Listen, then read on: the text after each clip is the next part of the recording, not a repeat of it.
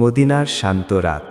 সবাই যখন গভীর ঘুমে মগ্ন, তখন খলিফাতুল মুসলিমিন হজরত ওমর রাদিয়াল্লাহু আনহু তার ভৃত্যকে নিয়ে সাধারণ বেশে মদিনার অলিতে গলিতে ঘুরে বেড়াচ্ছেন। প্রজাদের অবস্থা নিজের চোখে দেখার জন্য তিনি প্রায়ই এমন ছদ্মবেশে বের হতেন। হজরত ওমর রাদিয়াল্লাহু আনহুর জীবনী থেকে জানা যায়, তিনি মনে করতেন প্রজাদের কষ্টের জন্য কিয়ামতের দিন তাকে আল্লাহর কাছে জবাবদিহি করতে হবে।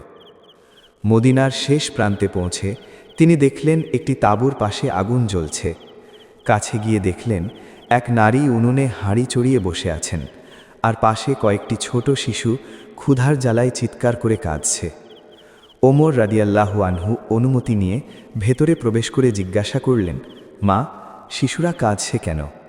মহিলাটি দীর্ঘশ্বাস ফেলে বললেন, ওরা ক্ষুধার জ্বালায় কাঁদছে, ঘরে কোনো খাবার নেই।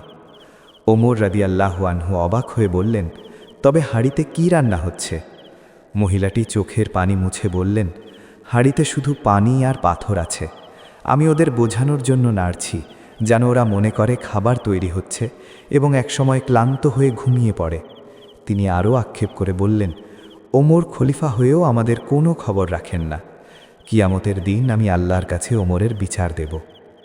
এ কথা শুনে ওমর রাদিয়াল্লাহু আনহু কেঁপে উঠলেন। তিনি তৎক্ষণাৎ বাইতুল মালের গুদামে ছুটে গেলেন।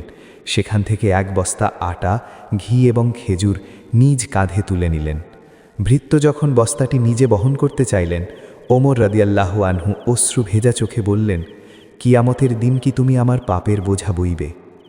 তিনি নিজে সেই মহিলার বাড়িতে গিয়ে আটা মেখে রুটি তৈরি করে দিলেন এবং নিজ হাতে শিশুদের খাওয়ালেন। শিশুরা যখন তৃপ্তির হাসি নিয়ে ঘুমিয়ে পড়ল, তখন ওমর রাদিয়াল্লাহু আনহুয়ের মনে শান্তি এলো। যাওয়ার সময় মহিলাটি তাকে দোয়া করে বলেছিলেন, আপনিই খলিফা হওয়ার যোগ্য।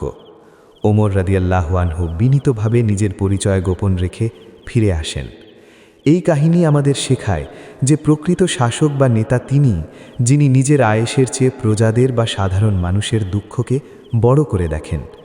ইসলামে নেতৃত্বের অর্থ হল মহান আল্লাহর কাছে দায়বদ্ধতা। প্রিয় দর্শক, যদি এই গল্পের কোনো নির্দিষ্ট চরিত্র বা অন্য কোনো নবী রাসূলের কাহিনী নিয়ে আরও বিস্তারিত জানতে চান, তবে জানাবেন। ভিডিওটি ভালো লাগলে চ্যানেলটি সাবস্ক্রাইব করে আমাদের সাথে থাকুন। দেখা হবে পরের ভিডিওতে ইনশাআল্লাহ। আল্লাহ হাফেজ।